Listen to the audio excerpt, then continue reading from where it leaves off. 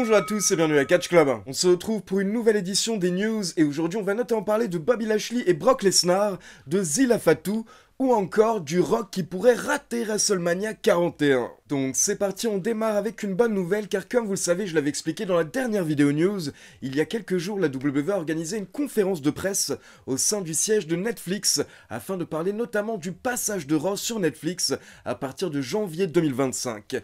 Et après cette conférence, plusieurs superstars de la WWE et les dirigeants ont effectué des interviews et Triple H a effectué une interview lors de laquelle il a dévoilé que dès le mois de janvier 2025, Pat McAfee va effectuer son retour à temps plein à la WWE en tant que commentateur du côté de Raw aux côtés de Michael Cole. Alors je sais pas ce que vous en pensez, mais perso pour moi c'est une très bonne nouvelle car Pat McAfee est excellent et tellement divertissant, donc j'ai hâte de le revoir. On continue avec une mise à jour par rapport à Bronson Reed car comme vous le savez malheureusement Bronson Reed s'est cassé le pied droit lors du War Games match au Survivor Series et donc petite info, il faut savoir que Bronson Reed va se faire opérer la semaine prochaine afin de soigner sa blessure et donc je rappelle que suite au Survivor Series War Games match, Bronson Reed a le pied cassé, Jimmy Uso a un orteil cassé et Tonga Loa souffre d'une déchirure du biceps, donc la WWE a annoncé que les 3 superstars vont être absentes indéfiniment. Et au passage, pour ceux qui n'ont pas vu la review de SmackDown, je rappelle également que vendredi soir, les commentateurs ont annoncé l'ouverture d'une fenêtre de transfert du côté de la WWE. Donc lors des prochaines semaines, il y aura des discussions entre les general managers de Raw, de SmackDown et de NXT pour effectuer des transferts pour faire bouger un petit peu les 3 rosters. On continue avec une nouveauté du côté de la WWE car la fédération vient d'annoncer le lancement d'une nouvelle émission début 2025 sur la chaîne A&E et l'émission va s'appeler WWE LFG, donc LFG, Legends and Future Greats. Ce sera une émission où vous aurez des candidats qui vont se battre pour obtenir un contrat à la WWE, donc en gros ce sera un petit peu un genre de Tough Enough et la WWE a précisé que Shawn Michaels et Triple H seront présents dans l'émission. Et vu que c'est une émission qui ressemble à Tough Enough, forcément il faudra des coachs et du coup la WWE a annoncé qu'au niveau des coachs, on aura Booker T, Mickie James, Bubba Ray Dudley et The Undertaker. Et franchement j'ai hâte de voir ça car Tough Enough c'est des bons souvenirs et il y avait de bonnes saisons et de temps en temps on découvrait quelques bons catcheurs, par exemple The Miz est tout de même sorti de Tough Enough. On continue avec une petite info par rapport au New Day car comme vous le savez, lundi dernier, Kofi Kingston et Xavier Woods ont brisé le cœur du pauvre Biggie et ils l'ont dégagé du New Day et du coup, Kofi Kingston et Xavier Woods ont effectué un heel turn, mais apparemment, d'après le média américain Wrestling Observer, les choses étaient censées se passer légèrement différemment à la base. Et donc le Wrestling Observer nous explique qu'à la base, on devait avoir ce segment il y a plusieurs semaines et Odyssey Jones devait être inclus. C'est pour cette raison qu'on avait Odyssey Jones qui s'était rapproché du New Day à la base, car donc apparemment d'après le Wrestling Observer, l'objectif final était qu'on ait ce segment, cette célébration du New Day, et lors de cette célébration, Kofi Kingston et Xavier Woods devaient choisir Odyssey Jones à la place de Biggie et donc jeter Biggie. Mais pour ceux qui ne sont pas au courant, je précise qu'il y a quelques semaines, Odyssey Jones a été viré par la WWE car il a été accusé de violence domestique. Et donc c'est pour cette raison que la WWE a repoussé les plans de quelques semaines car tout a changé suite au licenciement d'Odyssey Jones. On continue avec quelques infos et rumeurs par rapport à Saturday Night's Main Event qui aura lieu le week-end prochain et donc déjà je précise qu'il y aura bien un live réaction sur Twitch, donc comme d'habitude je vous commenterai le show en direct. Et à côté de ça il faut savoir qu'il y a quelques jours, la WWE a annoncé que Jesse Ventura sera présent à Saturday Night's Main Event en tant que commentateur invité. Et ce n'est pas tout, car d'après la plupart des médias américains, la WWE va amener plein de légendes pour le show et WrestleVotes nous a dit que d'après ses sources, la WWE souhaiterait amener notamment Hulk Hogan, Bob Orton, donc le père de Randy Orton, et également Wendy Richter. Et ces derniers jours, la WWE a également annoncé la date du prochain Saturday Night's Main Event, qui aura lieu le 25 janvier 2025. Donc c'est assez intéressant car ce show-là aura lieu juste une semaine avant le Royal Rumble. On continue avec une petite interview de Bobby Lashley qui s'est récemment confié par rapport à la feud qu'il a eue avec Brock Lesnar, et voici ce que Bobby Lashley a déclaré.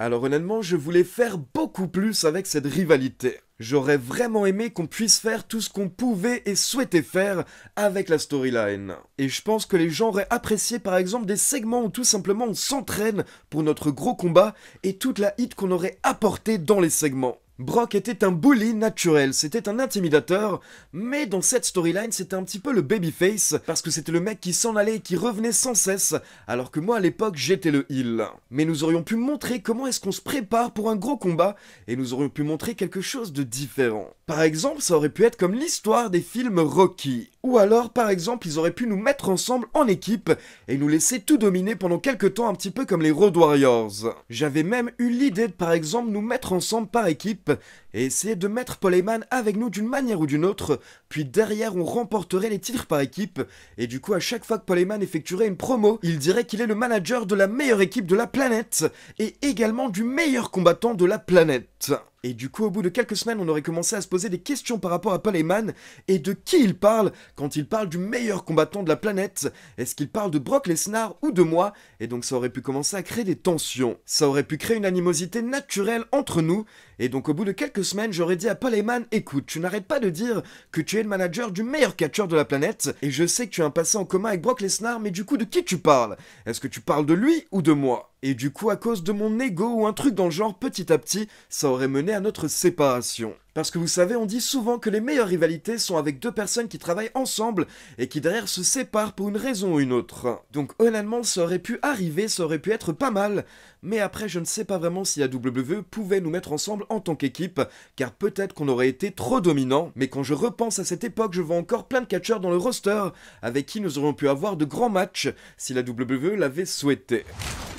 On continue maintenant avec quelqu'un que vous attendez tous à la WWE, il s'agit de Zilla Fatou, un autre membre de la famille de Roman Reigns, un autre membre de la Bloodline, qui je le rappelle à l'heure actuelle n'a pas encore signé à la WWE.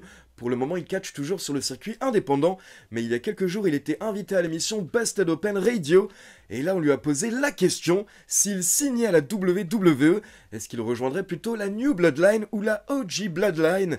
Et voici la réponse de Zilla Fatou. Alors je vais devoir choisir la team OTC bébé Roman Reigns.